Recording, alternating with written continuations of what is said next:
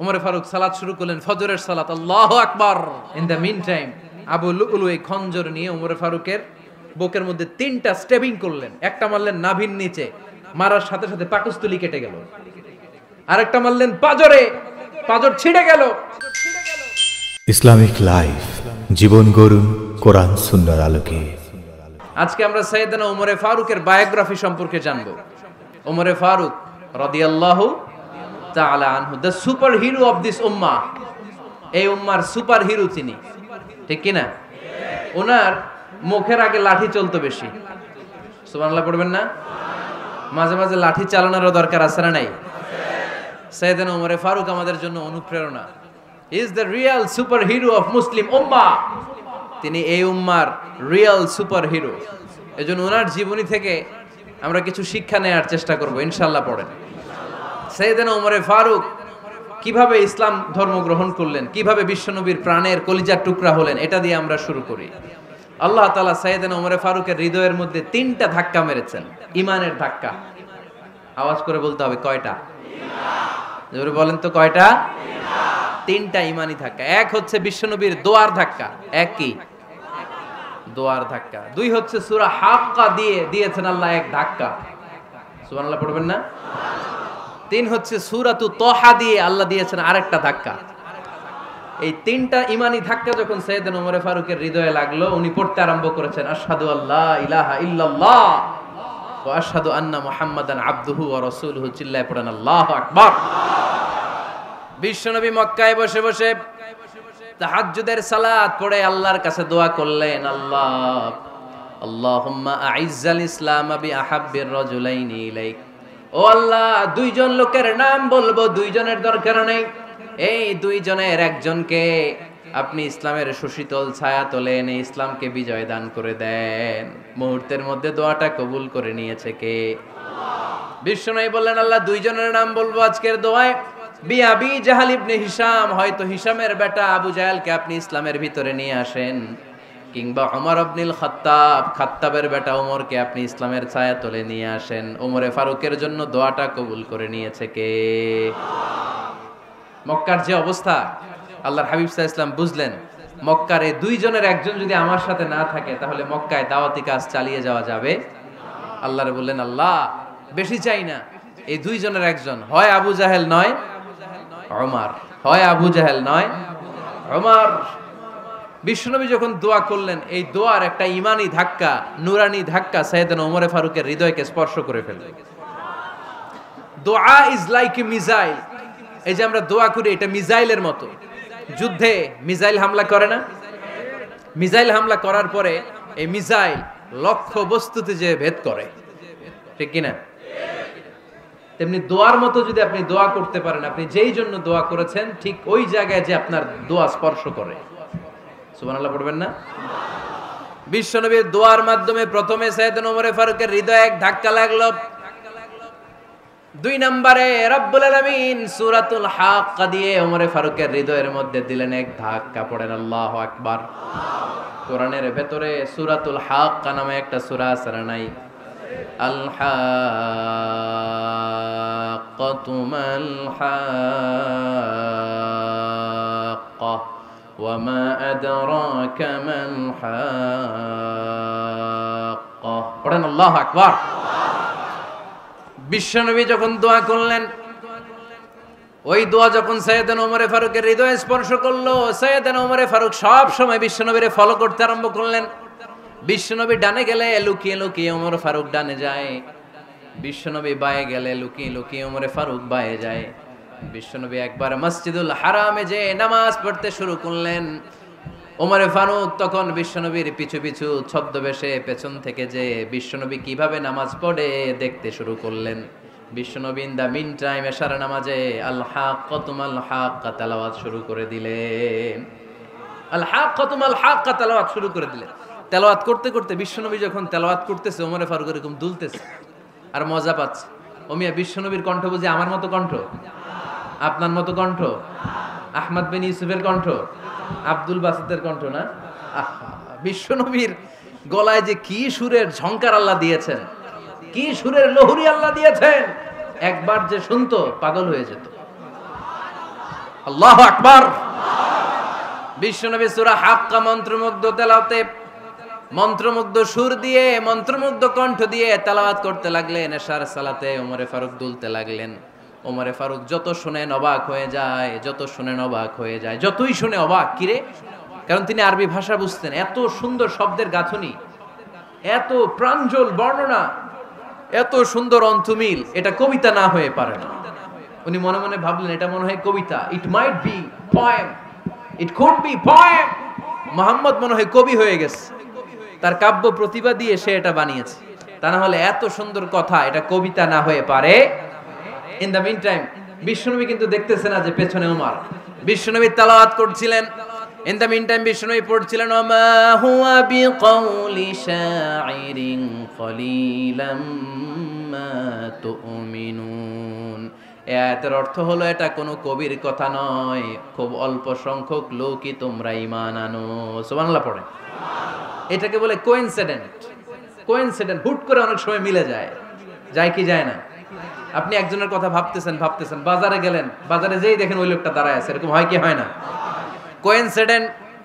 ওমরে ফারুক মনে মনে যেটা ভাবতেছে ওই কথা দিয়ে বিশ্বনবী তেলাওয়াত করতেছে। আল্লাহু আকবার। বিশ্বনবী যে আয়াত তেলাওয়াত করছিলেন, আয়াতের অর্থ হলো এটা কোনো কবির বানানো কবিতা না, খুব অল্প সংখ্যক লোকই তোমরা ঈমান আনো। ওমরে ফারুক আটকে উঠলেন, থমকে দাঁড়ালেন। ঘটনা কি? আমি মনে মনে ভাবলাম, কি রে, এত সুন্দর কথা, এটা তো মানুষের কথা হতে পারে না, এটা নিশ্চয়ই কবিতা, কবির কথা।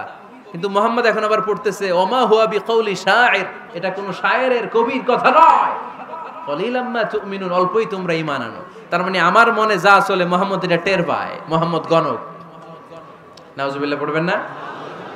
মুহাম্মদ অনেক বড় মাপের একজন গণক।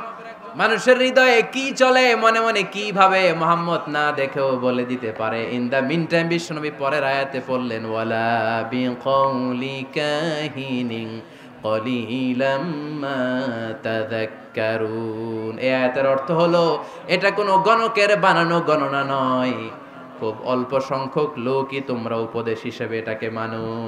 সুবহানাল্লাহ পড়েন। এবার আর ওমরে ফারুকের সহ্য হয় না, কি আজীব তামাশা। প্রথমে মনে করলাম কবিতা, মুহাম্মদ কয় কবি না, সে কবি না, এটা কবিতা না। তারপর ভাবলাম সে গণক, সে আয়াত পরে পরে বলে দিল এটা গণনা নয়, তাহলে এটা কি? এটা কি কবিতাও না, গণনাও না, তাহলে এটা কি? বিশ্বনবী তখন বললেন তানজিলুম মির রাব্বিল আলামিন। সুবহানাল্লাহ পড়েন। পরের আয়াত ছিল তানজিলুম মির রাব্বিল আলামিন। এটা দুনিয়ার কোনো কবির বানানো কবিতা না, এটা কোনো গণকের গণনা না, এটা কোনো সাহিত্যিকের বানানো সাহিত্য নয়, এটা মহাবিশ্বের পরিচালক রব্বুল আলামিনের কাছ থেকে পাঠানো কিতাব কোরআন। সূরা হাক্কার ধাক্কায় ওমরে ফারুক কাইত। প্রথমে ধাক্কাটা লাগলো যে দোয়া। বিশ্বনবী তাহাজ্জুদে কেঁদে দোয়া করলেন, আল্লাহ হয় আবু জাহেল রে দিবা, নাইলে ওমর রে দিবা। ওই দোয়া ওমরে ফারুকের হৃদয়ে ছোঁয়া লেগেছে। এরপর হাক্কা, সূরাতুল হাক্কা দিয়ে দিলে এক ধাক্কা। এই ধাক্কা খেয়ে উথাল পাথাল হৃদয়ের মধ্যে, হায় রে, এ কি বাণী, এ কেমন কথা, কে মুহাম্মদ? তারপরও শয়তানের ওয়াসওয়াসা আছে না নাই? আল্লাহ বলে যতই ওয়াসওয়াসা ওমরকে দেয়া হোক, আমি ওমরে ফারুককে এই মুসলিম উম্মতের সেনাপতি বানিয়ে ছাড়বো, আমি সেনাপতি বানাবো। এবার 3 নাম্বার ডোজ। ডাক্তারের কাছে গেলে প্রথমে দেখবেন সিম্পল ডোজ দেয়, নরমাল ওষুধ, এটাতে কাজ না হলে ডোজ বাড়ায়, একেবারে কাজ না হলে অ্যান্টিবায়োটিক মারে, আছে না নাই? আল্লাহ প্রথমে দোয়ার ছোঁয়া লাগালেন, তারপর সূরা হাক্কা দিয়ে ধাক্কা মারলেন, এরপরে রব্বুল আলামিন বলেন এবার 3 নাম্বার ডোজ সূরা তহা দিয়ে আমি তোমার হৃদয়টারে উজালা বানায় দেব রে ওমর। শয়তান ওদিক দিয়ে ওয়াসওয়াসা, খেলা দুই দিক থেকে চলতেছে। আল্লাহ তাআলা হেদায়েতের রাস্তায় টানছে, শয়তান জাহান্নামের দিকে টানছে। ঘোষণা দেয়া হলো মক্কায়, মুহাম্মদের মাথা কেটে এনে দিলে এত এত স্বর্ণ মুদ্রা দেয়া হবে। ওমরে ফারুক রাজি হয়ে গেলেন, নাঙ্গা তলোয়ার নিয়ে বিশ্বনবীর মাথা কাটার জন্য ছুটলেন। নাউজুবিল্লাহ পড়বেন না? বনু জাহরা গোত্রের এক লোক বলে, আইনা ইয়া ওমর, কই যাও? মুহাম্মদের মাথা কাটতে যাই। আরে মুহাম্মদের মাথা কাটতে যাও? তোমার বোন ফাতিমা বিনতে খাত্তাব আর তোমার বোন জামাই সাঈদ কদ সাবা, এরা তো ধর্ম ত্যাগ করে ফেলছে, এটা তো আমাদের ধর্ম ত্যাগ করে মুহাম্মদের ফলোয়ার হয়ে গেছে। আগে ওমর ঘর সামলাও, পরে মুহাম্মাদের মাথা কাটতে যেও। ওমরে ফারুক অবাক হয়ে গেলেন, তলোয়ার নিয়ে বিশ্বনবীর দিকে না যে নিজের বাড়ির দিকে চলে গেলেন। বিশ্বনবীর আপন বোন ফাতেমা বিনতে খাত্তাব, বোন জামাই সাঈদ আর খাব্বাব রাদিয়াল্লাহু তাআলা আনহু তিনজন মিলে সূরা তাহা তেলাওয়াত করছিলেন। পড়েন সুবহানাল্লাহ। মক্কায় লুকিয়ে লুকিয়ে দাওয়াত হতো। খাব্বাব রাদিয়াল্লাহু তাআলা আনহু একটা চামড়ার ফলকের মধ্যে সূরা তাহার কয়েকটা আয়াত এনে ওমরে ফারুকের বোন আর বোন জামাইকে শিক্ষা দিচ্ছে, ট্রেনিং দিচ্ছে। সুবহানাল্লাহ পড়েন। লুকিয়ে লুকিয়ে ওমরে ফারুক যখন ঘরে চলে আসলেন, এরা তটস্থ হয়ে গেল। সাইয়েদনা খাব্বাব বিছানার তলায় লুকিয়ে গেলেন। ওমরে ফারুক বললেন, দরজা খোলো। ফাতেমা বিনতে খাত্তাব দরজা খোলার পরে নির্মম ভাবে সাইয়েদনা ওমর রাদিয়াল্লাহু তাআলা আনহু বোনের গায়ে আঘাত শুরু করে দিল। বোন জামাইকে আহত করতে শুরু করলো আর বলতে শুরু করলো, তোরা পাগল হলি কেন? কি আছে ওই মুহাম্মাদের মধ্যে? কি জাদু নিয়ে সে এসেছে? সে যাই বলে লোকজন পাগল হয়ে যায়, সবাই তার উপর কালিমা পড়ে ঈমান এনে ফেলে। কি এমন জিনিস তোদের কাছে আছে যেটা দেখে মুহাম্মদকে তোরা ভালোবাসলি? কি আছে? কি পড়তেছিলি আমারে দেখা। ফাতেমা বলে, ইন্নাকা রিজসুন লা ইয়ামাসসুহু ইল্লাল মুতাহহারুন। ও আমার ভাই ওমর, তুমি নাপাক। তুমি কি? লা ইয়ামাসসুহু ইল্লাল মুতাহহারুন, পবিত্রতা অর্জন না করে এই কোরআন ধরা যায় না। সুবহানাল্লাহ পড়েন। ওমরে ফারুক গোসল করে আসলেন, কারণ ধাক্কা তো আগে কয়েকটা খাইছে। কথা বুঝেন নাই বোধহয়। প্রথমে দোয়ার ধাক্কা, পরে কোন সূরা দিয়ে ধাক্কা? হাক্কা দিয়ে ধাক্কা। 3 নম্বরে এখন আরেকটা ধাক্কা খাবে। গোসল করে আসলেন। ফাতেমা বিনতে খাত্তাব বললেন, গোসল যখন করে এসেছেন, এই নেন। ওমরে ফারুক এবার চামড়ার কাপড়ের মধ্যে সূরা তাহার প্রথম আয়াতের দিকে নজর করলেন। নজর করেই কোরআনের প্রেমে পড়ে গেলেন। পড়েন সুবহানাল্লাহ।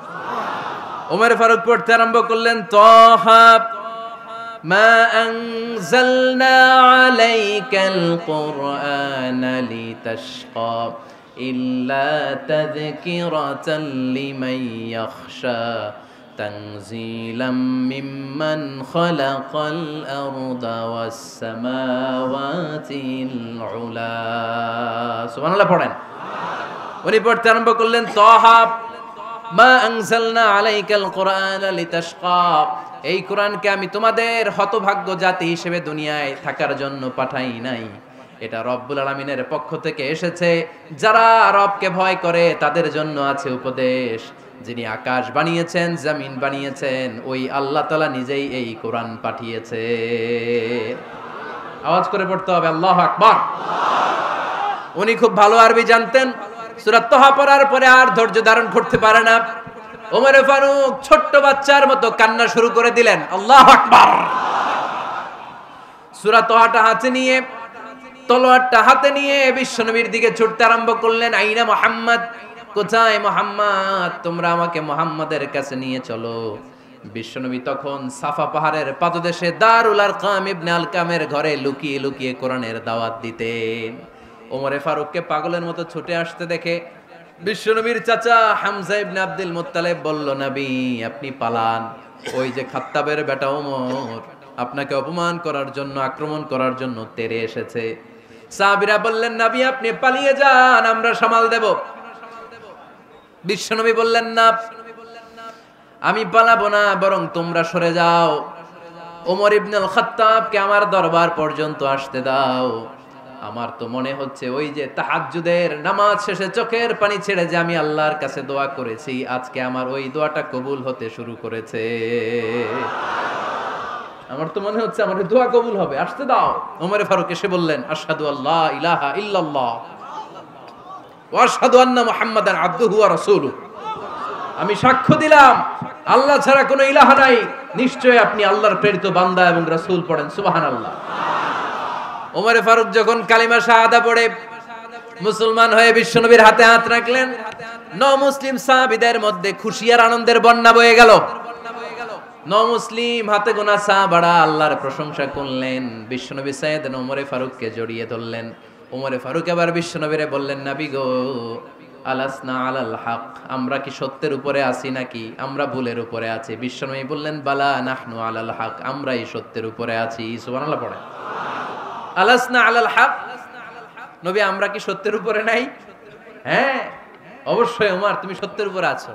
ওমরে ফারুক বললেন তাহলে ফাফিমাল ইখতিফা, তাহলে লুকায় লুকায় আর দাওয়াত দেব কেন? আমি তো কালিমা পড়ে ফেলছি, আসেন আমার সাথে বের হই। ফাফিমাল ইখতিফা, আর লুকায় লুকায় কেন? আসেন আমরা বাইরে বের হই। বিশ্বনবী বললেন ওমর এটা মাক্কি জীবন, এখানে আমরা একটু গোপনে গোপনে দাওয়াত দিতে চাই। ওমরে ফারুক বলে না, আমার দায়িত্ব, আমি একটা মিছিল দিতে চাই নবী। আল্লাহর নামের তাকবীর দিতে দিতে দারুল আরকাম থেকে শুরু করে মসজিদুল হারাম পর্যন্ত একটা মিছিল দিয়ে আমি মক্কা কাঁপাইয়া দেব। অনুমতি দেন। বিশ্বনবী দিতে চায় না। ওমরে ফারুক অনেক বুঝানোর পরে স্বল্প পরিসরের একটা অনুমোদন পাওয়া গেল বিশ্বনবী সাল্লাল্লাহু আলাইহি ওয়াসাল্লামের কাছ থেকে। কিন্তু মিছিল যে দিবে, মিছিলের জন্য লোকের দরকার আছে না নাই? এখানে লোক নাই, আমি একাই মিছিল দিতেছি। এটা জমবে? মিছিল জমবে? খুঁজে উনি 11 জন মুসলিম সাহাবা পেলেন। কয়জন? ওমরে ফারুক বললেন 11 জনই সই। এই 11 জন নিয়েই আমি আল্লাহর নামের তাকবীর দেব। 2 লাইন করলেন। কয় লাইন? 2 লাইন। পেছনে 6 জন, আর এই লাইনের নেতা বানালেন বিশ্বনবীর চাচা হামজাকে রাদিয়াল্লাহু তাআলা আনহু। আর সামনে 5 জন, তার আগে দাঁড়ালেন উনি নিজেই। তাহলে 6 6 12। বললেন এই 2 লাইনই আমরা তাকবীর দিতে দিতে, বেশি না, এই দারুল আরকামের ঘর থেকে, আপনারা জানেন যে সাফা মারওয়া এখন যে সাই হয়, এই সাফার পাদদেশে ছিল দারুল আরকামের ঘর। উনি বললেন এখান থেকে ওই যে কাবার গিলাফ দেখা যায়, কাবার গিলাফ পর্যন্ত আমরা এই তাকবীর নিয়ে ওখানে যাব। সুবহানাল্লাহ পড়বেন না? ওখানে উনি দাঁড়িয়ে ছোট্ট একটা ভাষণ দিয়েছিলেন। উনি বলেছিলেন মান আরাদা আন তাসকুলা উম্মু ওয়া ইয়াতামা ওয়ালাদু ওয়া তারমিলা যাওজাতুহু ফালিয়াসুদ্দানি। খেয়াল করে শুনেন, কান দুইটা খরগোশের কানের মতো খাড়া করেন। উনি এক বাক্যের একটা ভাষণ দিলেন। ভাষণ দিতে জানলে বড় ভাষণ দেয়া লাগে না।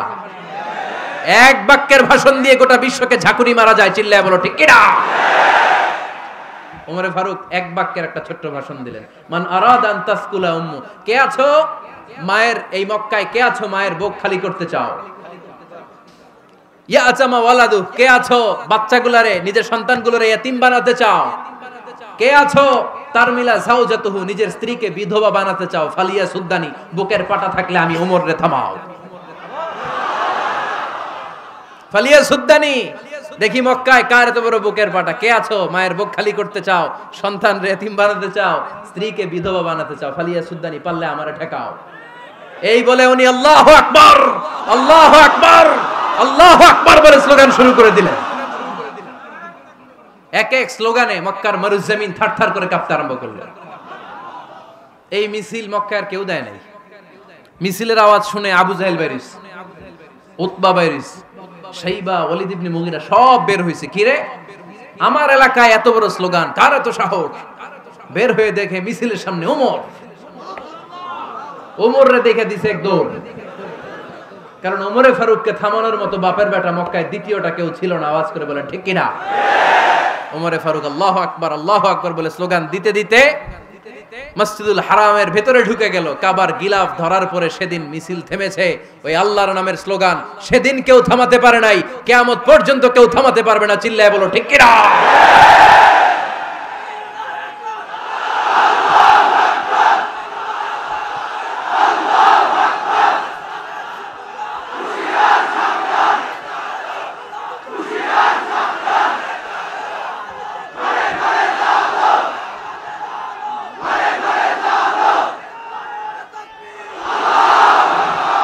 ওইরকম একটা ওমরের দরকার, আমাদের বেশি চাই না। জোরে বলেন ঠিক কিনা? দাও খোদা দাও আমায় আবার ওমর দারাজ দিল, দাও খোদা দাও আমায় আবার ওমর দারাজ দিল, দাও আলীর মতো বীর সেনানি, আলীর মতো বীর সেনানি জাগাতে নিখিল, দাও খোদা দাও আমায় আবার ওমর দারাজ দিল। সুবহানাল্লাহ পড়েন। একটা ওমর লাগবে। চিল্লায় বলেন কয়টা? ওই ওমরের অপেক্ষায় বাংলাদেশ সহ গোটা মুসলিম উম্মাহ। ঠিক কি না? একটা ওমরই যথেষ্ট। আমাদের সেন্ট্রাল লিডারশিপ নাই তো, আমাদেরকে এদিকে লাথি মারলে আমরা ওইদিকে যাই। ওদিক থেকে গুতা মারলে আমরা এদিকে যাই। আমাদের রিপ্রেজেন্টেটিভ, আমাদের প্রতিনিধিত্ব করার মতো কোনো কেন্দ্রীয় লিডারশিপ নেতৃবৃন্দ গোটা বিশ্বে নাই, ঠিক কি না? আমরা সেই ওমরে ফারুকের অপেক্ষায়, আমরা সেই ইমাম আল মাহদির অপেক্ষায়। এই ওমরে ফারুক আমাদের মডেল, ঠিক কি না? থার্ড ইন পজিশন এই পুরা উম্মতের মধ্যে ওনার পজিশন নাম্বার 3। 1 নাম্বার পজিশন বিশ্বনবীর, কার? 2 নাম্বার পজিশন কার? আবু বকর। 3 নাম্বার পজিশন কার? ওমরে ফারুকের। বিশ্বনবী বলতেন লা নবিয়্যা বা'দি, লা নবিয়্যা বা'দি, আমার পরে কোনো নবী নাই। ওয়ালা রাসূলা, আমার পরে কোনো রাসূলও নাই। আমার নবীর পরে আর কোনো নবী আছে? আমার নবীর পরে আর কোনো রাসূল আছে? এই যে কাদিয়ানি যে একটা সম্প্রদায় আছে, এরা কি মুসলিম নাকি অমুসলিম? মুসলিম সম্প্রদায়ের সাথে এদের কোনো সম্পর্ক নাই, চিল্লা বলেন ঠিক কি না? এরা যদি মুসলমান হতে চায়, আমার নবী দ্য লাস্ট মেসেঞ্জার বিশ্বনবীকে খাতামুন নবী হিসেবে সংবাদ সম্মেলন করে গোটা বিশ্বকে জানাই দিতে হবে, তারপরে তাদেরকে আমরা মুসলিম হিসেবে স্বীকৃতি দিব, চিল্লায় বলেন ঠিক কি না? তা না হলে তারা কোন ধর্মের এটাকে জানাই দিতে হবে। No inferiority complex, no identity crisis. Identity ক্রাইসিসে থাকা যাবে না। আপনারা কোন ধর্মের এটা জানায় দেন। আপনারা বিশ্বনবীরও শেষ নবী মানবেন না, আবার মুসলিম বলেও নিজেদেরকে ট্যাগ লাগাতে চাইবেন। সাধারণ মুসলমানরা এটা এই ধোঁকাবাজি মানে না, চিল্লায় বলেন ঠিক কি না? আমার নবীর পরে কোনো নবী নাই, আমার রাসূলের পরে কোনো রাসূল নাই, ঠিক কি না? আল্লাহর হাবিব বলতেন লাউ কানা বা'দি নাবিয়্যুন লাকানা উমর, তবে আমার পরে যদি নবী হওয়ার যোগ্যতা কারো থাকে, আমার ওমরের ওই যোগ্যতা আছে। সুবহানাল্লাহ পড়েন। প্রভু তুমি বলেছো রাসূল দেবে না, বলনি দেবে না ওমর, বলনি দেবে না হামজা তারি, খালিদ বিজয় সমর। প্রভু তুমি বলেছো রাসূল দেবে না, বলনি দেবে না ওমর, বলনি দেবে না হামজা তারি, খালিদ বিজয় সমর। প্রভু তুমি বলেছো রাসূল দেবে না। সুবহানাল্লাহ পড়েন। এজন্য আমরা একটা ওমর চাই। কয়টা? বেশি লাগবে? নেতার মতো নেতা কয়টা লাগে? জোরে বলেন কয়টা? Enough, that's enough. Omar Farooq our superhero. ওনার সাথে বিশ্বনবী সাল্লাল্লাহু আলাইহি ওয়াসাল্লামের মুসাহারার সম্পর্ক ছিল। ওমরে ফারুক যে বিশ্বনবীর শ্বশুর, এটা অনেকে জানেই না। ওমরে ফারুক রাদিয়াল্লাহু তাআলা আনহু বিশ্বনবীর শ্বশুর ছিলেন। এটা আজকে নতুন শুনছেন, কে কে হাত তোলেন? দেখছেন হুজুর? সঠিক বলছি না আমি? অনেকে আমরা জানি না। মাশাআল্লাহ, জানতে লজ্জা নাই, শিখতে লজ্জা নাই। লজ্জা হচ্ছে অজ্ঞতায় আর মূর্খতায়, ঠিক কি না? আমরা শিখতে রাজি আছি। যে কথা বলে আমরা তার ছাত্র। আমার আগে হুজুর কথা বলতেছিলেন, আমরা ছিলাম ছাত্র। এখন আমি কথা বলতেছি, এখন আমরা সবাই হয়ে গেছি ছাত্র, ঠিক কি না? যিনি বলেন তিনি শিক্ষক, বাকিরা আমরা ছাত্র, ঠিক কি না? 4 খলিফার 2 খলিফা, ইসলামের 4 খলিফার 2 খলিফা বিশ্বনবীর মেয়ের জামাই, আর বাকি 2 খলিফা বিশ্বনবীর শ্বশুর। সুবহানাল্লাহ পড়েন। সাইয়েদনা আলী রাদিয়াল্লাহু তাআলা আনহু, সাইয়েদনা উসমান যুন-নূরাইন বিশ্বনবীর মেয়ের জামাই। উসমান রাদিয়াল্লাহু তাআলা আনহুর কাছে বিশ্বনবী 2 মেয়েকে বিয়ে দিয়েছিলেন। একজন মারা যাওয়ার পরে আরেকজন। বিশ্বনবী বলেছেন এরপরে আরেকটা থাকলে ওইটারও বিয়ে দিতাম। সুবহানাল্লাহ পড়বেন না? 2 জন ছিল মেয়ের জামাই আর 2 জন ছিল শ্বশুর। সাইয়েদনা আবু বকর শ্বশুর, বিশ্বনবীর স্ত্রী আম্মাজান আয়েশা রাদিয়াল্লাহু তাআলা আনহার বাবা। বিশ্বনবীর স্ত্রী আম্মাজান হাফসা রাদিয়াল্লাহু তাআলা আনহার বাবা ছিল সাইয়েদনা ওমর ফারুক। চিল্লায় পড়েন আল্লাহু আকবার। জানো তো না পজিশন না? সাইয়্যিদু কুহুলিল জান্নাহ, জান্নাতে যত নারীরা যাবে, নারীদের সর্দারিনী হবে সাইয়্যিদাতুনা ফাতেমা রাদিয়াল্লাহু তাআলা আনহা। এই ফরিদপুরের যত ইয়াং স্টারেরা তোমরা যারা জান্নাতে যাবে, তোমাদের লিডার হবে সাইয়েদনা হাসান আর হুসাইন রাদিয়াল্লাহু তাআলা আনহুমা। আর বয়স্ক মুরব্বীরা যারা জান্নাতে ঢুকবেন, আপনাদের লিডার হবে সাইয়েদনা আবু বকর আর সাইয়েদনা ওমর ফারুক রাদিয়াল্লাহু তাআলা আনহু। সুবহানাল্লাহ পড়তে পারলেন না? ওমর ফারুক এটা সাধারণ কোনো ক্যারেক্টারিস্টিক্স নয়। ওনাকে আল্লাহ তাআলা নলেজও দিয়েছেন, আবার দিনদারিও দিয়েছেন। আমার দিনী ভাইয়েরা খেয়াল রাখবেন, কোনো আলেমের মধ্যে বা কোনো নেতার মধ্যে যদি এই দুইটার সমন্বয় আপনি পান, যে তার জ্ঞানও আছে আবার দিনদারিও আছে, he belongs the knowledge and he belongs the তাকওয়া, সে গোটা বিশ্বকে জয় করে ফেলবে। ঠিক কি না? যার মধ্যে জ্ঞান আছে, যার মধ্যে তাকওয়া আছে, তারে কেউ থামায় রাখতে পারে? ওমরে ফারুককে এই দুই নেয়ামত দিয়ে ধন্য করেছে কে? সহিহ বুখারীর বর্ণনা, বিশ্বনবী সাহাবীদের সামনে একটা স্বপ্নের কথা বলছেন। বিশ্বনবী বললেন, আমি স্বপ্নে দেখলাম আমার আঙ্গুলের ফাঁকা থেকে দুধ বের হচ্ছে, আমি তৃপ্তি সহকারে দুধ খেলাম। খাওয়ার পরে দেখলাম আঙ্গুলের মধ্যে একটু দুধ লেগে আছে। আমার আঙ্গুলে অতিরিক্ত লেগে থাকা দুধটা আমি ওমরে ফারুকের মুখের মধ্যে লাগিয়ে দিলাম। সাহাবারা বললেন, ইয়া রাসূলুল্লাহ, ইয়া হাবিবাল্লাহ, মাযা আওয়ালতা বিহি, এই স্বপ্নের আপনি কি ব্যাখ্যা করলেন, আমরা তো বুঝলাম না। বিশ্বনবী বললেন, আওয়ালতু বিহি আল ইলম, আমি এই দুধ দিয়ে জ্ঞানের ব্যাখ্যা করেছি, কারণ ওমরকে আল্লাহ যেই জ্ঞান দিয়েছে গোটা বিশ্বের কাউকে এত জ্ঞান দেয় না। এজন্য স্বপ্নে যদি কেউ দেখেন যে আপনি দুধ খাচ্ছেন, তার মানে আল্লাহ তাআলা আপনার জ্ঞান বাড়ায় দিবেন। ওমরে ফারুককে দুধ খেয়ে অতিরিক্ত দুধের অংশটা বিশ্বনবী আবু বকর রাদিয়াল্লাহু তাআলা আনহুর মুখে দেন নাই, সাইয়েদনা উসমানের মুখে দেন নাই, আলী রাদিয়াল্লাহু তাআলা আনহুর মুখে দেন নাই। স্বপ্নে ওই অতিরিক্ত লেগে থাকা দুধটা বিশ্বনবী ওমরে ফারুকের ঠোঁটের মধ্যে লাগিয়ে দিয়েছেন। এই হাদিস থেকে প্রমাণ হয় আল্লাহ তাআলা জ্ঞানের নেয়ামতে সাইয়েদনা ওমরে ফারুককে ধন্য করেছেন। আবার বুখারীর বর্ণনা,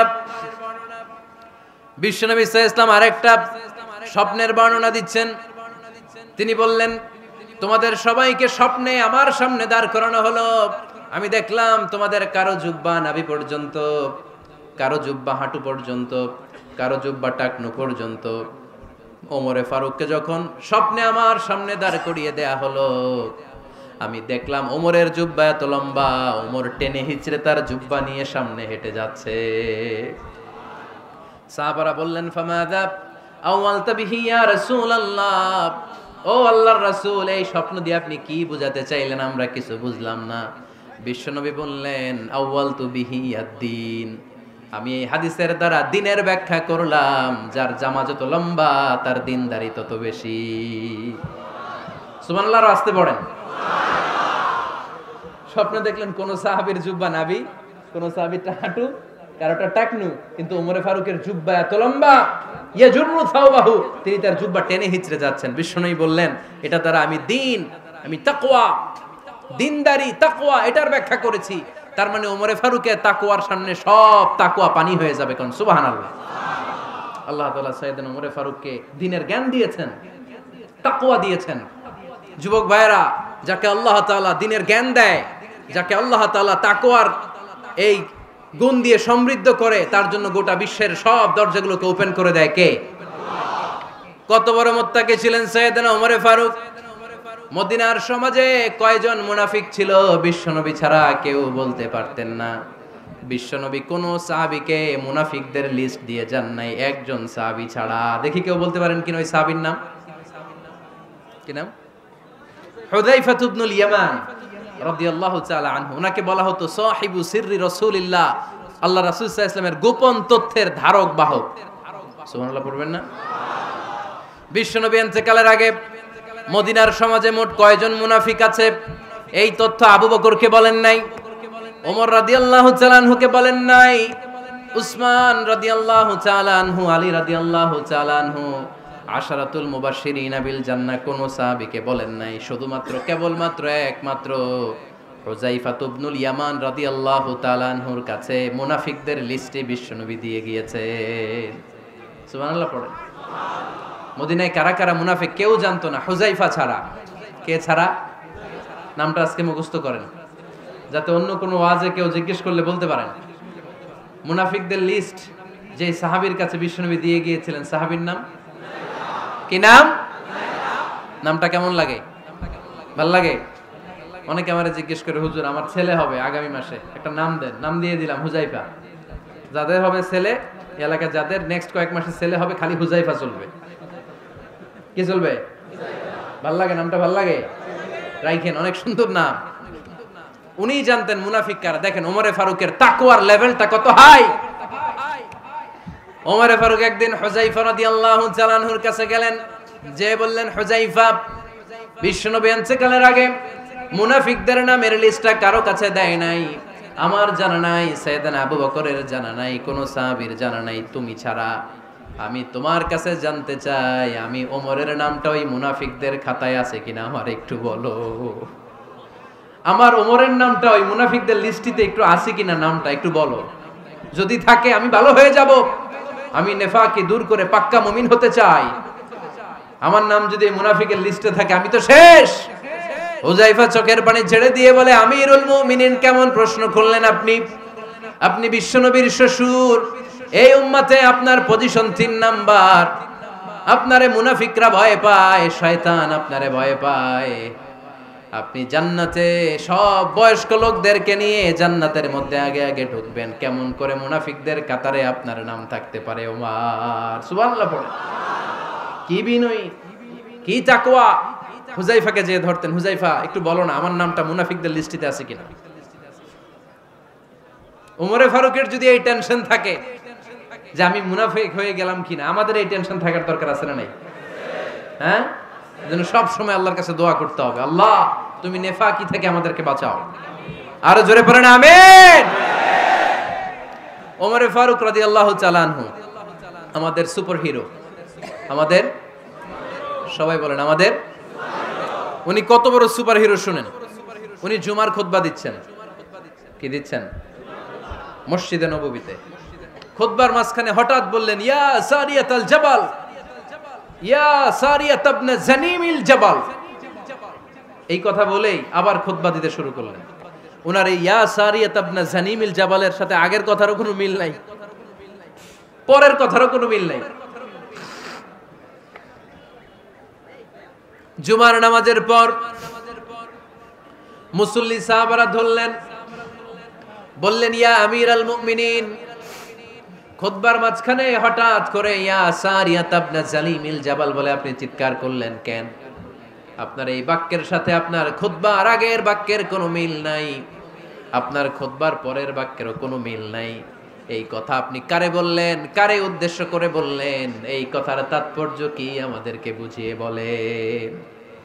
ওমরে ফারুক বললেন, আমি যখন খুতবা দিচ্ছি আমি দেখতে পেলাম ওই যে কয়েক মাস আগে আমি আমার মুসলিম সেনাবাহিনী পারস্যে আক্রমণের জন্য পাঠিয়েছি, বর্তমান ইরান, ইরানের ওই বিশাল এলাকাতে পারস্যে আমি আমার ব্যাটালিয়ন পাঠিয়েছি। আমি হঠাৎ করে দেখতে পেলাম আমার মুসলিম বাহিনীর সেনাপতি যুদ্ধের এক পর্যায়ে তার ডানে আছে উপত্যকা, বায়ে আছে পাহাড়, সে পাহাড়ি রাস্তা ছেড়ে দিয়ে উপত্যকার দিকে যেতে শুরু করেছে।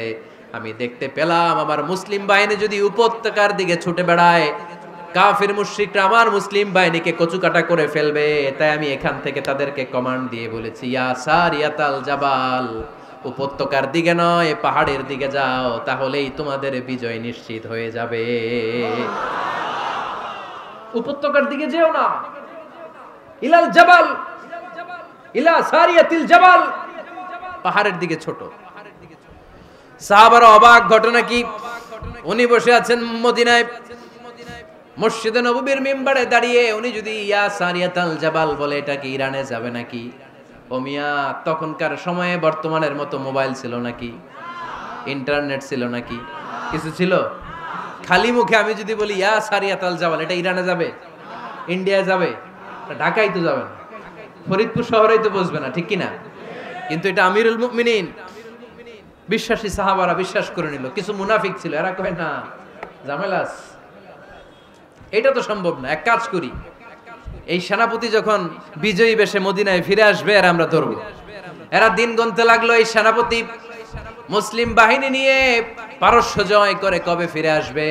এই মুনাফিকের দলগুলো কখনো সেনাবাহিনীকে অভ্যর্থনা জানাতে যেত না, কিন্তু এইবার সবার আগে মদিনার উপকণ্ঠে যে সেনাপতিদেরকে অভ্যর্থনা জানানোর জন্য ফুল নিয়ে রেডি, ফুল নিয়ে দাঁড়ায়। সেনাপতি ঢুকার সাথে সাথে ধরছে, এই সেনাপতি কোত্থেকে আসছো? কয় পারস্য জয় করে আসছি। কয় এমন এমন দিন, জুমার দিন দুপুর বেলা যুদ্ধের মাঝখানে আমিরুল মুমিনিনের কণ্ঠের কোন কথাবার্তা শুনছো নাকি? সেনাপতি অবাক, কয় তোমরা জানলা কেমনে? শুনছি তো। সুবহানাল্লাহ পড়বেন না? আমরা যুদ্ধে একটা ভয়ঙ্কর অবস্থার মধ্যে ছিলাম, পেছন থেকে শত্রু আমাদেরকে আক্রমণ করতে শুরু করে দিল। ডানে যাব না বায়ে যাব, সামনে যাব নাকি পেছনে যাব, রাস্তা খুঁজে পাচ্ছি না। ডান দিকে ছিল আমাদের উপত্যকার রাস্তা, বাঁ দিকে ছিল পাহাড়ি পথ। আমরা সোজা পথ হবে মনে করে উপত্যকার দিকে ছুটতে আরম্ভ করলাম। হঠাৎ করে আমিরুল মুমিনিনের কণ্ঠ বজ্র কণ্ঠে আমার কানের মধ্যে ভেসে আসলো। আমার মনে হলো আমিরুল মুমিনিন কেমন যেন আমাকে কমান্ড দিচ্ছেন আর বলছেন, ইয়া সারিয়াতাল জাবাল, ডান দিকে উপত্যকার পথে নয়, তাড়াতাড়ি পাহাড়ের দিকে সৈন্যবাহিনী নিয়ে উঠে যা। পাহাড়ের দিকে, ডানে না। This is wrong track and this is the right track. ওই দিন যদি ওমরে ফারুকের ওই গাইডলাইন, আমিরুল মুমিনিনের কমান্ড যদি আমি না শুনতাম, আজকে বিজয়ের বেশে ফিরতেও পারতাম না, আমাদের চেহারাও তোমরা দেখতে পেতে না। ওমরে ফারুকের ওই কমান্ড, ওই গাইডলাইন অদৃশ্য থেকে শোনার কারণে ওই পারস্যের মধ্যে আমাদেরকে সেই যুদ্ধে বিজয় দান করেছে কে? দিস ইজ ওমরে ফারুক, দিস ইজ ওমরে ফারুক। বিশ্বনবী বলছেন, ওমর, মা লাকিয়াকা শাইতানু সালিকান ফাজ্জান ইল্লা সালাকা ফাজ্জান গায়রা ফাজ্জিক। ওমর, শয়তান ইবলিস যদি তোমারে কোনো রাস্তা দিয়ে হাঁটতে দেখে, শয়তান ওই রাস্তা রেখে দিয়ে অন্য রাস্তা দিয়ে হাঁটে। সুবহানাল্লাহ। বাড়িতে যায় বললেন, কে বলতেছে? বিশ্বনবী। কার ব্যাপারে? ওমরে ফারুকের ব্যাপারে। শয়তান যদি দেখে যে ওমরে ফারুক এই রাস্তা দিয়ে হাঁটতেছে, শয়তান ওই রাস্তা রেখে দিয়ে অন্য রাস্তা দিয়ে হাঁটে। সুবহানাল্লাহ পড়েন। রাত্রিবেলা আমরা আমাদের বাচ্চা ছেলে মেয়েদেরকে যখন খাওয়াই, বাচ্চারা খেতে চায় না, এরকম হয় আপনাদের ফরিদপুর এলাকায়? হ্যাঁ, এই এলাকায় হয় নাকি? খেতে চায় না বাচ্চারা, এই চকলেট দেখায়া, এই মিনা কার্টুন দেখায়া, এইটা সেইটা, এগুলো সেগুলো বলে, গল্প টল্প বলে ভুলায়া খাওয়ানো লাগে, তাই না? তারপরও খায় না। আমারও ছোট মেয়ে আছে, খেতে চায় না, এইটা সেইটা এমনি সেমনি খাওয়ানো লাগে। তো শেষে না পেরে মা বাবা বলতে বাধ্য হয়, ওই যে ভূত আসতেছে, ভূত, তাড়াতাড়ি তাড়াতাড়ি খাও, নাহলে যে ভূত ধরবে তোমারে। ওই যে বাঘ আসতেছে, বাঘ, তাড়াতাড়ি খাইলে নাহলে বাঘে কামড়াবে। বলি না আমরা? আপনারা কি বলেন? ভূত। আর কি বলেন? হ্যাঁ হ্যাঁ, আচ্ছা, এক এক জায়গায় এক একটা আমরা বলি, ভূত আসবে, বাঘ খাবে, ভাল্লুক খাবে, তাড়াতাড়ি খাও। মদিনাতে যখন ওমরে ফারুক আমিরুল মুমিনিন, মদিনার মায়েরাও বাচ্চাদেরকে খাওয়াতে পারতো না, ছোট্ট মেয়েদেরকে খাওয়াতে পারতো না, খাওয়া নিয়ে যন্ত্রণা করতো।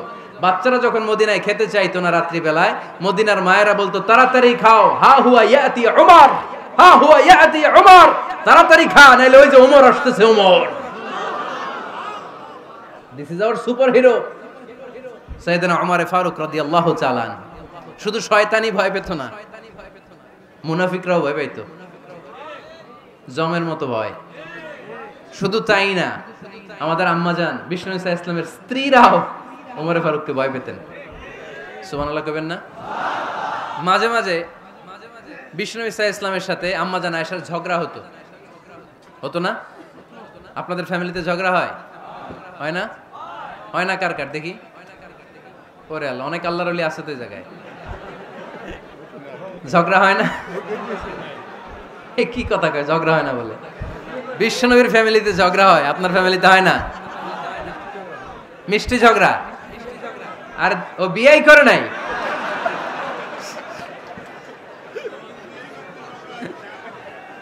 ঝগড়া তো হবেই, দাম্পত্য জীবনের মজাটাই তো এখানে।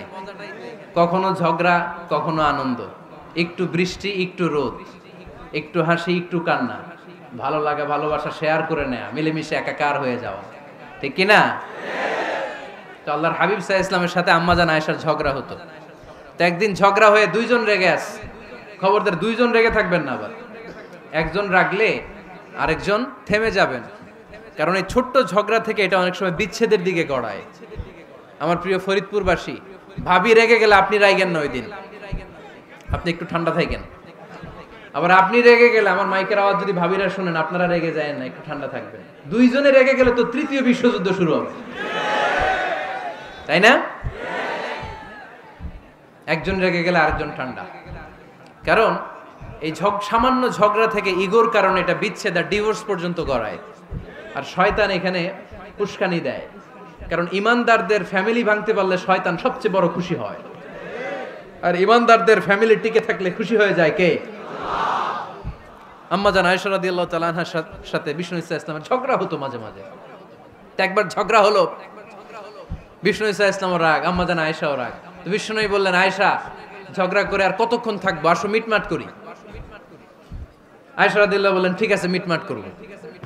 তো বিষ্ণু সাল্লাল্লাহু আলাইহি ওয়াসাল্লাম বললেন, মিটমাটের জন্য কারে ডাকবো? ওমর রে ডাকি। কয় না, ওমর রে না, ওমর গালিজ, ওমর অনেক রাগে, আমার ডর লাগে। কয় তাহলে তোমার আব্বারে ডাকি। কয় ডাকেন। কি খুশি, মেয়েদের মধ্যে অভ্যাসটা আছে না নাই? তাহলে তোমার আব্বারে ডাকি, ডাকেন। ডেকে নিয়ে আসা হলো। আবু বকর রাদিয়াল্লাহু তাআলা আনহু দাঁড়ালেন, আম্মা জান আয়েশা দাঁড়ালেন, বিশ্বনবীও দাঁড়ালেন। বিশ্বনবী বললেন, আয়েশা তোমার আব্বা আসছে, এবার ঘটনা খুলে বলার পালা, তুমি বলবা নাকি আমি বলবো? আম্মা জান আয়েশা বললেন, আপনি বলেন, তবে ওয়ালা তাকুল ইল্লা হাক্কান, যেটা ঘটছে ওইটাই বললেন, মিথ্যা কথা কইেন না। আবু বকর রাদিয়াল্লাহু তাআলা আনহু রেগে মেগে আগুন, কি এই কথা তুমি কেমন করে বলো? বিশ্বনবীকে মিথ্যা কথা কখনো বলবে? রেগে মেগে দিলেন মেয়ের গালে এক চড়। বানিয়ে বলতেছি না, মুসনাদ আহমদ ইবনে হাম্বলের হাদিস। বাবার হাতের থাপ্পড়কে আম্মা জান আয়েশা উল্টে বললেন। সাইয়েদনা আবু বকর রাগে গড়গড় করছেন, আবার মারার জন্য তেড়ে গেলেন। এবার বাঁচার জন্য আম্মা জান আয়েশা বিশ্বনবীর পিছনে যে আশ্রয় নিলেন, বিশ্বনবী বাঁচানোর জন্য দুই হাত মেলে দাঁড়িয়ে গেলেন। পড়েন সুবহানাল্লাহ। বিশ্বনবী যখন দুই হাত মেলে দাঁড়িয়ে গেলেন, সাইয়েদনা আবু বকর রাদিয়াল্লাহু আনহু থেমে গেলেন। সাইয়েদনা আবু বকর রাদিয়াল্লাহু তাআলা আনহু ঘর থেকে বের হয়ে বারান্দায় দাঁড়ালেন। পড়েন সুবহানাল্লাহ। এবার বিশ্বনবী আম্মা জান আয়েশার কাছে যেয়ে বলেন, ইয়া আয়েশা কাইফা রাআইতিনি আনকাসতুকি মিনার রাজুল, দেখছো কেমনে বাঁচাইলাম? আমি না থাকলে ভর্তা বানাই ফেলতো আজকে। আমি বাঁচাইছি তোমারে, আমি, আমার লগে ঝগড়া করো তুমি। লজ্জায় পড়ে আম্মা জান আয়েশা খিলখিল করে হেসে দিলেন, বিশ্বনবীও হেসে দিলেন। দুইজনের হাসির মধুর আওয়াজ শুনে সাইয়েদনা আবু বকর বাইরে থেকে অবাক, কিরে এতক্ষণ না ঝড় তুফান, এখন দেখি হাসি। সালাম দিয়ে অনুমতি নিয়ে ভিতরে ঢুকলেন। ঢুকে দেখেন আম্মা জান আয়েশাও হাসে, বিশ্বনবীও হাসে। এ হাসি দেখে আবু বকর রাদিয়াল্লাহু আনহু হেসে দিলেন। আরশের উপর থেকে খুশি হয়ে গেলেন কে? এবার সাইয়েদনা আবু বকর রাদিয়াল্লাহু তাআলা আনহু বললেন, ইয়া রাসূলুল্লাহ আশরিকানি ফি সিলমিকুমা কামা আশরাকতুমানি ফি হারবিকুমা। ও নবী, যুদ্ধ লাগলে, দুইজন যুদ্ধ লাগলে মীমাংসার জন্য যেমনি আমারে ডাকেন, এরকম হাসি আর আনন্দের মুহূর্তেও আমারে একটু ডাকেন। আশরিকানি ফি সিলমিকুমা কামা আশরাকতুমানি ফি হারবিকুমা। নবী, আপনাদের মধ্যে ঝগড়া লাগলে সন্ধি করার জন্য আমারে যেমনি ডাকেন, আপনাদের হাসি খুশি আনন্দ খুনসুটি এই মজাদার মুহূর্তগুলোতে আমারে বঞ্চিত রাখেন না, আমার একটু ডাকেন। সুবহানাল্লাহ পড়েন। এই মুসনাদ আহমদ ইবনে হাম্বলের হাদিস শোনার উদ্দেশ্য হচ্ছে, বিশ্বনবী প্রথমে ওমর ফারুকের নাম বলেছিলেন। সাইয়েদনা আয়েশা বলে, না আমি ডরাই। হাইবাত, দিস ইজ কল্ড হাইবাত ওমর। একবার বিশ্বনবীর সব বিবিরা ধরলেন, ও নবী আমাদেরকে এটা দেন, ওইটা দেন, ঘরে এইটা নাই, ওইটা নাই, ওইটা নাই। বিশ্বনবীকে, আমার কাছে কিচ্ছু নাই, যদি এমনি আমার বউ হয়ে থাকতে চাও থাকো, তাহলে যা, তা না হলে যা লাগবে কিনে দেব, সাথে সাথে তালাকও দিয়ে দিব। কিছু দিতে পারবো না, আমার নাই তো, সামর্থ্য নাই। কিন্তু বিবিরাও ছাড়ে না, এটা দেন ওইটা দেন। বিশ্বনবী রহমতের নবী, বিবিদেরকে বুঝাতেও পারেন না। বিবিরা আবদার করতেছে, নবী এটা লাগবে, ওইটা লাগবে। ইন দ্য মিন টাইম বিশ্বনবী একজনের সালাম শুনতে পেলেন। কে যেন দরজায় দাঁড়িয়ে বলতেছে, আসসালামু আলাইকুম। বিশ্বনবী দরজার দিকে তাকালেন, তাকিয়ে বললেন, ওয়া আলাইকুমুস সালাম।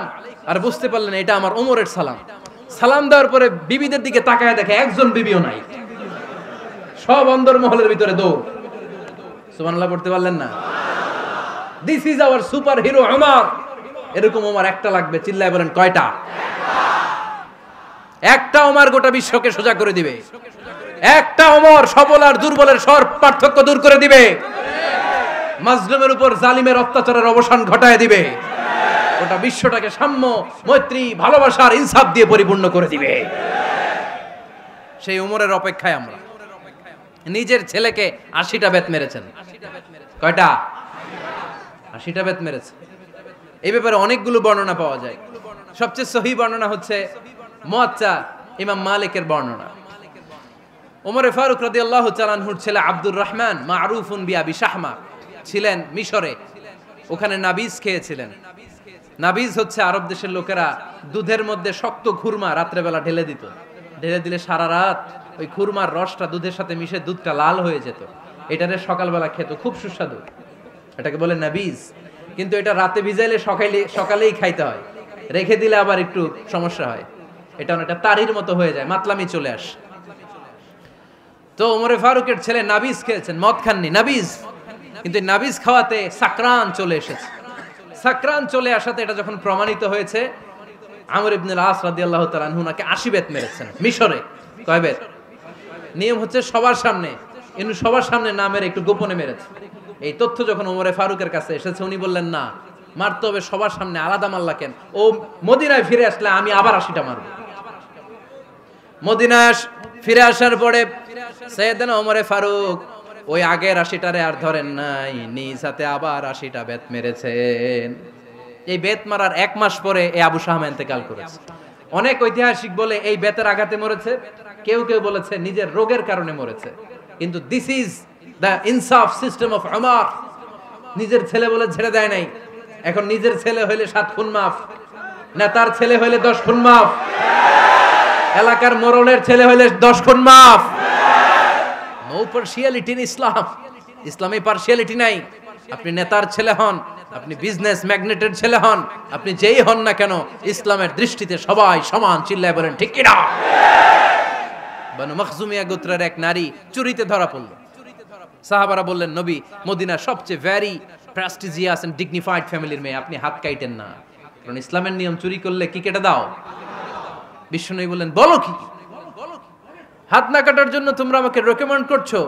এটা আল্লাহর আইন, পৃথিবীর কেউ রেকমেন্ড করলো শোনার ক্ষমতা আমার নাই, কারণ আইনটা দিয়েছে কে? আল্লাহ। লাউ কানাত ফাতিমাতু বিনতি মুহাম্মাদিন সারাকাত লাকাতা মুহাম্মাদুন ইয়াদাহা। আরে বনু মাকসুমিয়া মেয়ে তো দূরের কথা, আমার কলিজার টুকরা ফাতেমাও যদি আজ চুরিতে ধরা পড়তো, তার হাত কেটে দিতে আমি 1 মিনিটও দেরি করতাম না। দিস ইজ ইসলাম। এই হচ্ছে ওমরে ফারুকের মানাকিব। এরকম ওমরে ফারুক কয়টা লাগবে? আওয়াজ করে বলতে হবে, কয়টা লাগবে? একটা লাগবে। এই সাইয়েদনা ওমরে ফারুক মদিনার প্রথম চিফ জাস্টিস ছিলেন। সর্বপ্রথম উনার পরামর্শে সাইয়েদনা আবু বকর রাদিয়াল্লাহু তাআলা আনহু কোরআনকে সংকলন করেছেন। আমরা এই যে কোরআন পড়ি 30 পারা, এমদাদিয়া লাইব্রেরির 114টা সূরা, কত সুন্দর সন্নিবেশ করা হয়েছে, এখানে সাজানো হয়েছে। আল্লাহর হাবিব সাল্লাল্লাহু আলাইহি ওয়াসাল্লামের সময় কি এরকম কোরআন ছিল নাকি? ছিল না। খেজুর পাতার মধ্যে, গাছের বাকলের মধ্যে, ওটের বড় হাড্ডির মধ্যে আর পাথরের মধ্যে খোদাই করা কোরআন ছিল। সাইয়েদনা আবু বকরের সময় রাদিয়াল্লাহু তাআলা আনহুর সময় যুদ্ধ হলো, 70 জন হাফেজ সাহাবী ইন্তেকাল করলেন। সাইয়েদনা আবু বকর রাদিয়াল্লাহু তাআলা আনহুকে ডেকে ওমরে ফারুক বললেন, ও আবু বকর, এইভাবে হাফেজে কোরআন সাহাবীরা যদি দুনিয়া থেকে বিদায় হয়ে যায়, আল্লাহর কোরআনও তো বিদায় হয়ে যাবে।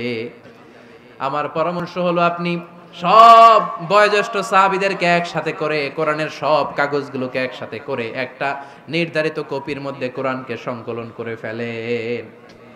সাইয়েদনা আবু বকর বললেন, যেটা আমার নবী করে না, এটা আমি কেমনে করি? কিন্তু ওমরে ফারুক নাছরবান্দা বলে না, এটা করলে কোনো খারাপ হবে না, ভালোই হবে। মুসলিম উম্মার জন্য এক জায়গায় কোরআন সন্নিবেশিত থাকবে, আপনি করেন। সাইয়েদনা আবু বকর রাজি হয় না, ওমরে ফারুকও ছাড়ে না। ওমরে ফারুক বলতে বলতে বলতে বলতে এমন ভাবে সাইয়েদনা আবু বকর রাদিয়াল্লাহু তাআলা আনহুকে ধরলেন, সব শেষে সাইয়েদনা আবু বকর ওমরে ফারুকের কথায় কোরআন সংকলনে রাজি হয়ে গেলেন। পড়েন সুবহানাল্লাহ। উনি বললেন, ওমর যখন আমাকে বারবার বুঝাতে লাগলো, আল্লাহ তাআলা আমার হৃদয়টা ওমরের কথা শোনার জন্য খুলে দিলেন। আল্লাহ তাআলা কেমন যেন আমাকে ইলহাম করলেন, আবু বকর করো, এই কাজের মধ্য দিয়ে আমি আমার কোরআনকে গোটা বিশ্বে জীবিত রেখে দেব। This is Umar. এই যে আমরা হিজরি সনের যে আমরা গণনা করি, এই হিজরি সনের প্রবর্তক হচ্ছে সাইয়েদনা ওমরে ফারুক। সুবহানাল্লাহ নাই? আপনাদের মনোযোগ আছে না গেছে? কই ঘুমায় গেলেন মনে হয়? তাকবীর দেন তো একজন আওয়াজ করে।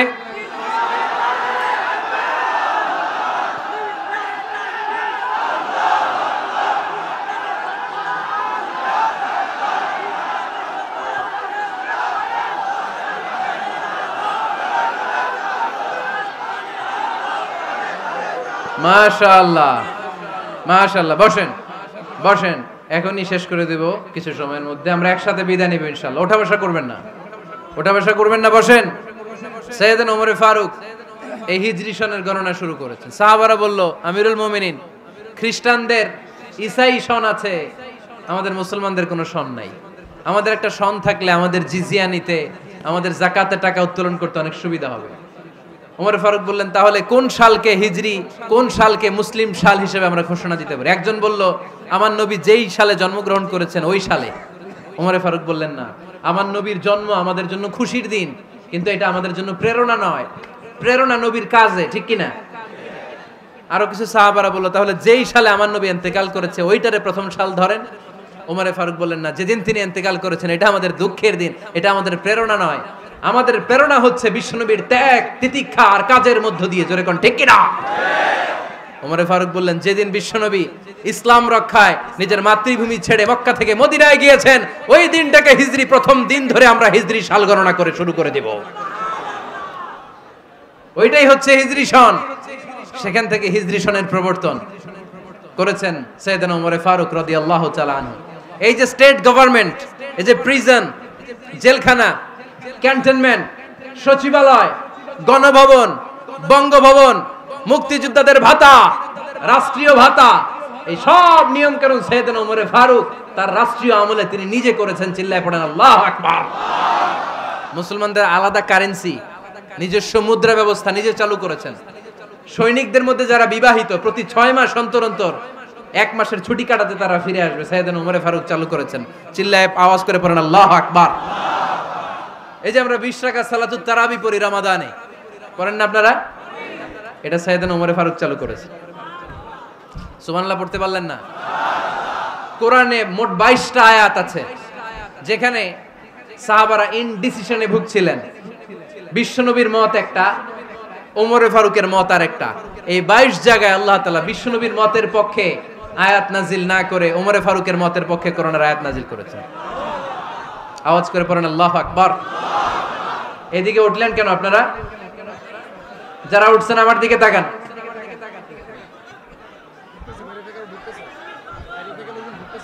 কিছু ভিতরে ঢুকতেছে, কিছু বাইরে দিছে না?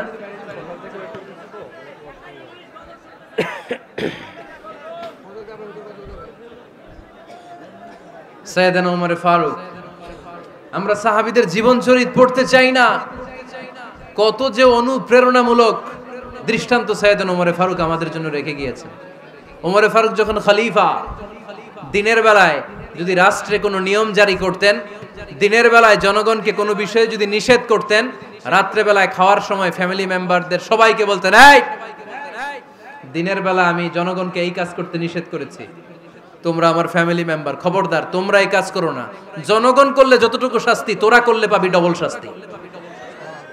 সুবহানাল্লাহ কইবেন না? আমাদের নেতারা ওই বাড়ির বিচার করে, ওই বাড়ির মাইয়ার বিচার, ওই বাড়ির পোলার বিচার, নিজের পোলা গাঞ্জা টানে, আছে না নাই? নিজের মেয়ে অপরাধ করে, আছে না নাই? কি নেতা ছিলেন ওমর ফারুক! আগে নিজের ঘর সামলিয়েছেন, আগে নিজেকে সামলিয়েছেন, নিজের ঘর ঠিক করেছেন। বলেছেন জনগণ করলে যত বেদ, তোরা করলে double Veda. This is call leader, ঠিক কি না? এক বাবা এসে বললেন, ওমর ফারুক আমার ছেলে কথা শোনে না, বেয়াদব। ওমর ফারুক ছেলেরে ডাকলেন, বাবা তুমি তোমার আব্বাজানের কথা শোনো না, এটা তো কবিরা গুনাহ। ছেলে বলে, ওমর ফারুক সব দায় দায়িত্ব আল্লাহ ছেলে মেয়েদেরকে দিয়েছে, বাবা মাকে কোনো দায়িত্ব দেয় নাই। ওমর ফারুক বললেন, অবশ্যই দায়িত্ব দিয়েছে। তাহলে বলেন আমার বাবার দায়িত্ব কি? উনি বললেন, প্রাইমারিলি প্রথমত 3 দায়িত্ব। আইয়ানতাকিয়া উম্মাহ, পৃথিবীর প্রতিটি বাবার উচিত ছেলেদের মেয়েদের জন্য ভালো মায়ের ব্যবস্থা করা। 2 নম্বরে আইয়ুহসিনা ইসমা, সুন্দর তার একটা নাম রেখে দেয়া। 3 নাম্বার ইউআল্লিমাহুল কিতাব, তার আল্লাহর কিতাব শিক্ষা দেওয়া। এবার ছেলেকে আমার আব্বা 3টার একটাও করে নাই। এবার ওমর ফারুক রেগে গেলেন, বাবার কাঁধে ধরলেন, বললেন তুই ছেলের জন্য বিচার নিয়ে আসলি, তোর 3টা দায়িত্বের একটাও তুই পালন করিস নাই। ছেলে বলে, আমিরুল মুমিনিন, আমার মা নর্তকী, আমার মা মাজুসি, আমার মায়ের মধ্যে কোনো আদব কাদব নাই, সুন্দরী দেখে আমার মারে বাবা বিয়ে করছে, আমার মায়ের কাছ থেকে জীবনে কিছু শিখি নাই। 2 নাম্বার সাম্মানি খানফাসা, আমার বাবা আমার নাম রেখেছে চামচিকা। কি নাম রাখছে? এটা নাম হইলো একটা, এরকম উল্টাপাল্টা নাম আছে না নাই? না, এগুলো রাখবেন না। আব্দুল্লাহ রাখবেন, আব্দুর রহমান রাখবেন। আরেকটা কি বলছি আজকে? হুজাইফা রেখে দিয়েন, পারবেন? ওয়ালাম ইউআল্লিমনি হারফাম মিন কিতাবিল্লাহ আমিরুল মুমিনিন, শুধু তাই না, আল্লাহর কোরআনের একটা অক্ষর আমার বাবা কোনোদিন আমারে শিক্ষা দেয় নাই। ওমর ফারুক রেগে গেলেন, এবার বাপের কান্দে ধইরা মারতে শুরু করলেন। তুই পোলার নামে বিচার নিয়ে আইছিস, তোরে মার দিমু আগে। এরকম নেতার দরকার আছে না নাই? মদিনায় এক লোক তার বউরে রাগের চোটে 100 তালাক দিয়ে ফেলছে। কয় তালাক দেয়ার নিয়ম কয়টা? দিছে কয়টা? এবার স্ত্রী কাঁদতে কাঁদতে এসে বলে, আমিরুল মুমিনিন দেখেন, আমার স্বামী আমারে রেগে মেগে 100 তালাক দিছে। ওমর ফারুক বললেন, দইরা নিয়ে এটারে। নিয়ে আসা হলো। ওমর ফারুক বললেন, কয়টা তালাক দিয়েছো? কয় 100টা। কেন দিছো? কয় মাথা গরম আছিল। এরকম আছে না? তালাক দেওয়ার সময় সব তালাক, তুই তালাক, তোর মা তালাক, তোর বোন তালাক, সব তালাক। তালাক দিবে ওয়াইফ রে, দিতেছে সবাই রে। তোমারে ফারুক বললেন, দিবে 3টা, 100টা দিলা কেন? কয় মেজাজ গরম ছিল। কয় দাঁড়া, আত-তালাকু মিন শাআইরিল্লাহ, তালাক হচ্ছে আল্লাহর দেয়া বিধানের একটা নিদর্শন, এটা নিয়ে তুই খামখেয়ালি করলি। আমার রায় শোন, আমার রায় হচ্ছে 3 তালাকে তোর বউ তালাক, বাকি 97 তালাক তোর পিঠের উপরে পড়বে। এরকম বিচারের দরকার আছে না নাই? এরকম দৃষ্টান্তমূলক বিচার যদি বাংলার জমিনে দেয়া হতো, আর কোন নারী ধর্ষিতা হতো, আর কোন নারীকে অ্যাসিড মারা হতো, আর কোন নারী যৌতুকের জন্য কান্না করত? একটা আমল লাগবে, বেশি না। কয়টা লাগবে? তিনি গভর্নর সিস্টেম চালু করেছিলেন, গভর্নর সিস্টেম, ইসলামিক স্টেট।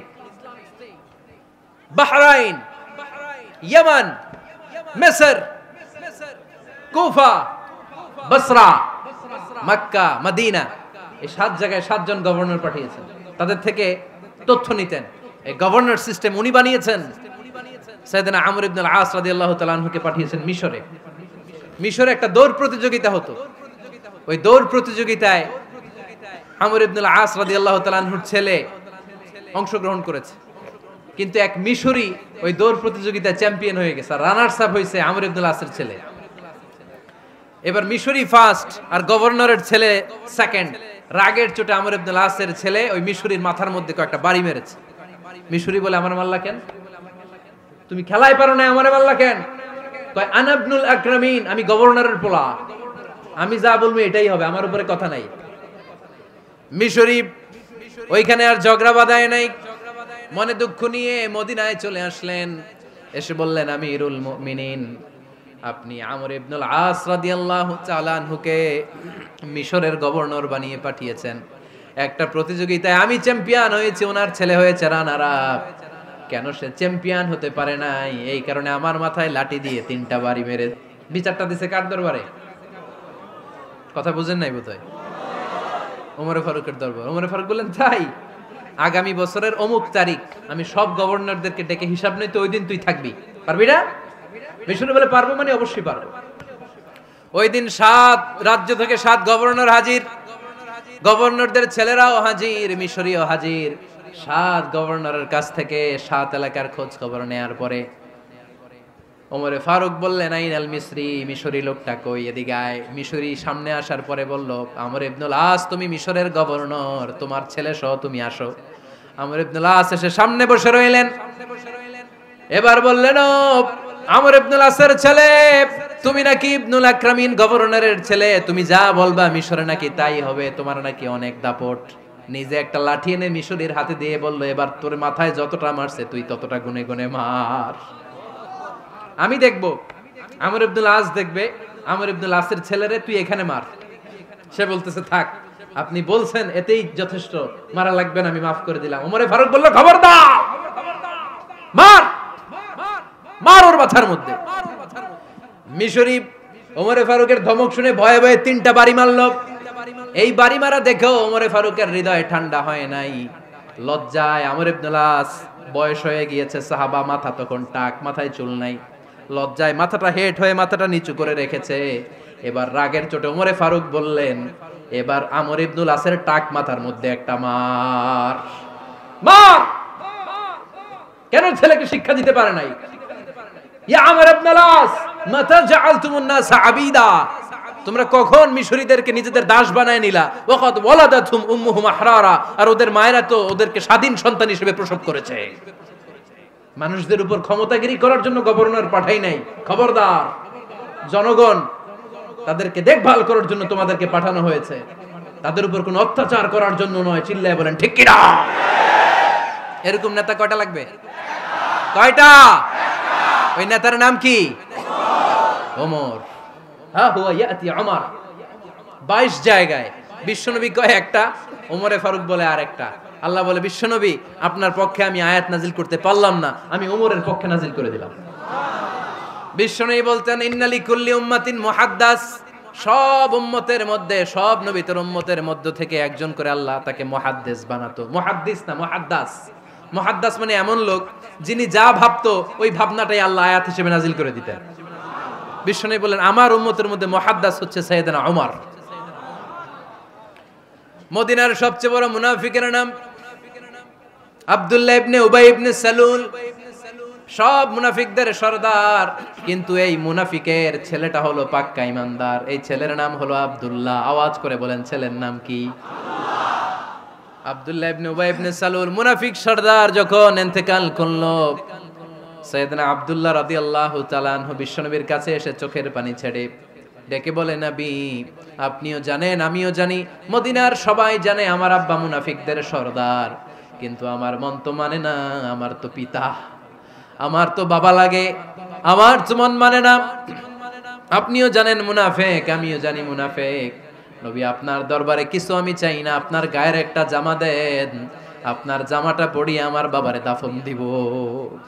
এর উসিলায় যদি আমার আব্বারে আল্লাহ মাফ করে দেয়, দয়ার নবী মায়ের নবী জামা খুলে দিয়ে দিলেন। পড়েন সুবহানাল্লাহ। আব্দুল্লাহ রাদিয়াল্লাহু তাআলা আবার আবদার চললেন, নবী জানি আমার বাবা মুনাফিক, কিন্তু আমার তো বাবা, আপনার দরবারে ফরিয়াদ, আপনি নিজে যে আমার বাবার জানাজার নামাজের ইমামতি করবেন। দয়ার নবী মায়ার নবী জানাজার নামাজে যেতে চাইলেন। ওমরে ফারুক বললেন, নবী না, খবরদার আপনি উবাই ইবনে সালুলের জানাজায় যাবেন না। বিশ্বনবী জোর করে যেতে চাইলেন। সাইয়েদনা ওমরে ফারুক বিশ্বনবীর জামা পেছন থেকে টেনে ধরলেন। আল্লাহু আকবার। টেনে ধরলেন, যাবেন না আপনি। ওমরে ফারুকের হাত থেকে হ্যাচকা টান মেরে জুব্বা টান দিয়ে বিশ্বনবী জানাজায় চলে গেলেন। রব্বুল আলামিন আয়াত নাজিল করলেন, ইস্তাগফির লাহুম আও লা তাস্তাগফির লাহুম ওয়া ইন তাস্তাগফির লাহুম ৭০ মাররাতান ফালান ইয়াগফিরাল্লাহু লাহুম। নবী গো, একবার নয়, দুইবার নয়, ৭০ বারও যদি এই মুনাফিকের জন্য আপনি ক্ষমা চান, তার জন্য ক্ষমা নাই, তার জন্য আছে জাহান্নাম। ওয়ালা তাকুম, আপনি যাবেন না আলা কবরি, কখনো তাদের জানাজায় যাবেন না। এই যে একটা ভুল করে ফেলছেন, এটা এবারই শেষ, এরপরে আর যাবেন না। সাইয়েদনা ওমরে ফারুকের পক্ষে আল্লাহ তাআলা কোরআনের আয়াত নাজিল করে দিলেন। চিল্লায় পড়েন আল্লাহু আকবার। এভাবে 22টা জায়গায় ওমরে ফারুক যা বলেছে, এটা নিয়ে একটা আলাদা আলোচনা হইতে হবে। আলাদা একটা আলোচনা লাগবে যে 22টা আয়াতে আল্লাহ তাআলা বিশ্বনবীর পক্ষে কোরআনের আয়াত নাজিল না করে সাইয়েদনা ওমরে ফারুকের পক্ষে আয়াত নাজিল করেছেন। চিল্লায় পড়েন সুবহানাল্লাহ। ওই ওমরে ফারুককে আমাদের মডেল বানানোর দরকার আছে না নাই? ওই ওমরে ফারুকের জীবনী আমাদের ছেলে মেয়েদেরকে পড়ানোর দরকার আছে না নাই? আমাদের ভবিষ্যৎ প্রজন্ম এগুলো জানে না। ওরা সালমান খান দেখে বড় হয়, ওরা শাহরুখ খান দেখে বড় হয়, ওরা ঋত্বিক রোশনকে দেখে বড় হয়, ওরা মনে করে যে এরাই বড় সুপার হিরো। আমাদের যে কত বড় সুপার হিরো আছে এরা জানেই না। নতুন প্রজন্মের কর্ণকোহরে সাইয়েদনা ওমরে ফারুকের ইতিহাস পৌঁছে দেওয়ার দরকার আছে না নাই? ওমরে ফারুকের ইন্তেকালের ঘটনাটা বলেই আমরা মুনাজাতের দিকে যাব। শুনবেন? শুনতে চান? উনি স্বপ্নে দেখলেন একটা লাল মোরগ ওনাকে 3টা ঠোকর মেরেছে। কয়টা? উনি জুমার নামাজে, জিলহজ মাসের শেষ সপ্তাহে জুমার নামাজে বললেন যে একটা লাল মোরগ 3টা ঠোকর মেরেছে। মুগীরা ইবনে শুবা রাদিয়াল্লাহু তাআলা আনহুর দাস আবু লুলু আল মাজুসি, এই লোকটা খঞ্জর বানাতে পারতো। মুগীরা রাদিয়াল্লাহু তাআলা আনহুর দাস। মুগীরা প্রতিদিন 4 দিরহাম করে চার্জ করতো, যেহেতু দাস। সে এসে বিচার দিল, আমিরুল মুমিনিন, মুগীরা আমার থেকে বেশি টাকা চায়, জুলুম করে। ওমরে ফারুক বললেন, তাই? তুমি কি কাজ জানো? বলে, আমি খঞ্জর বানাতে জানি। বাড়ি কই? পারস্য। আরে তুমি খঞ্জর বানাতে জানলে তো 4 দিরহাম অনেক কম, সে তো আরো বেশি টাকা নেওয়া দরকার ছিল তোমার থেকে। আবু লুলুর এই কথা পছন্দ হয় নাই। সে কয়, ওমর তুমি সবারে দয়া দেখাও আর আমার ক্ষেত্রে কঠিন নিয়ম বানাইলা, দাঁড়াও এই নিয়ম তোমারে আমি দেখাবো। এই রাগে সে বাড়িতে যে একটা খঞ্জর বানালো। কি বানালো? খঞ্জর চিনেন? ছোট্ট ছুরি। কিছুদিন আগে ওমানের সুলতান কাবুস ইন্তেকাল করেছে, জানেন আপনারা? ওনার এই কোমরের মধ্যে খঞ্জর থাকতো, ছবিতে দেখছেন? আরব শায়েখ যারা সুলতান আমির, কোমরে কি থাকে? ছোরা থাকে, খঞ্জর। সে বাসায় যে একটা খঞ্জর বানালো, যেই খঞ্জরের দুই মাথা, লাহু রাসান ওয়া মাকবাদাতুহু ফি ওয়াসাতি, আর ধরার হ্যান্ডেলটা মাঝখানে, এদিকেও ছুরি এদিকেও ছুরি, যাতে এইভাবে মারা যায়। সে ধার দিতে লাগলো আর বলল, ওমর দাঁড়াও, তোমারে আমি দেখাবো। ওমরে ফারুক মসজিদে নববীর ইমাম, ফজরের নামাজের সময় এ আবু লুলু আল মাজুসি বুরনুস পরে, চাদর পরে, লুকিয়ে লুকিয়ে, সে অগ্নি উপাসক, মুমিন নয়। ওমরে ফারুককে অ্যাটাক করার জন্য গেলেন মসজিদে নববীতে। ওয়াকানু ইউসাল্লুনা বিগালাস, তখন ওনারা অন্ধকারে নামাজ পড়তো। নামাজের সময় যখন হলো, লুকিয়ে লুকিয়ে প্রথম কাতারে ওমরে ফারুকের পিছনে মুয়াজ্জিনের পাশেই দাঁড়ালেন, হাতে খঞ্জর। একামত হলো, ওমরে ফারুক সালাত শুরু করলেন, ফজরের সালাত, আল্লাহু আকবার। নামাজ শুরু করলেন, সূরা ফাতিহা বললেন।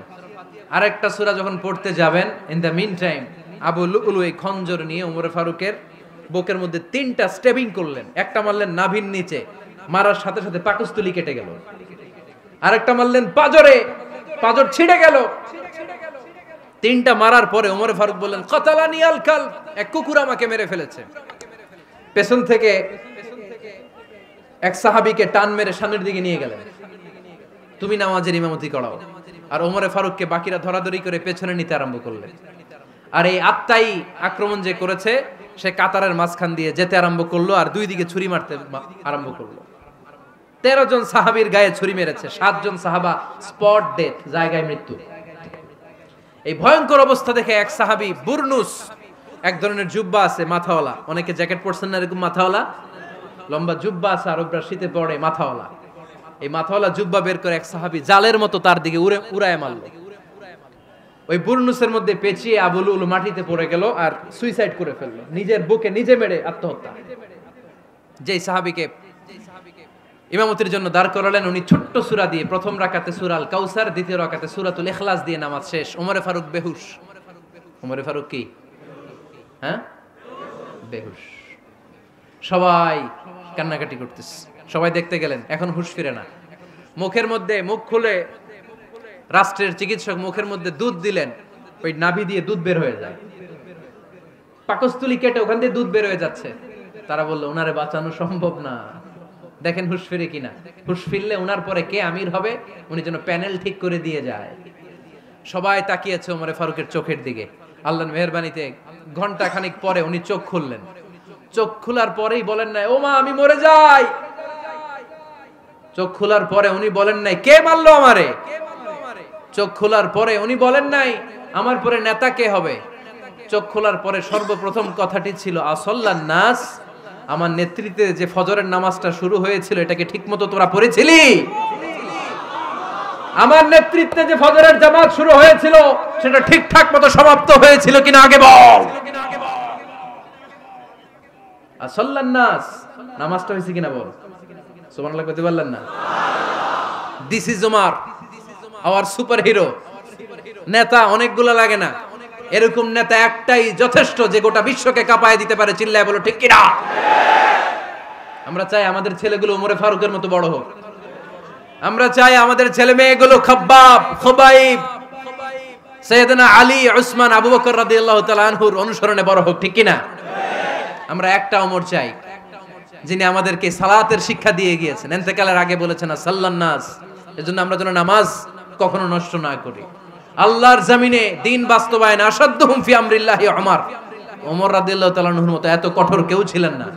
তাই দিন বাস্তবায়নে আমরা যেন কাউরে ছাড় না দেই। সবার আগে আল্লাহর দিন, সবার আগে আল্লাহর কোরআন, সবার আগে আমার ইসলাম, ঠিক কিনা? চাইলেই কেউ এদেশ থেকে ইসলামরে মিটাই দিতে পারবে না। যে দেশে আল্লাহু আকবার ধ্বনির সাথে সাথে সূর্য উঠে যায়, আল্লাহু আকবার ধ্বনির সাথে সাথে সূর্য ডুবে যায়, সে দেশে আর কিছু থাকবে না থাক, আমার ইসলাম থাকবেই। আর কিছু থাকবে না থাক, আমার কোরআন থাকবেই। সে ইসলামের সাথে থাকতে রাজি আছেন তো? কোরআনের সাথে থাকতে রাজি আছেন তো?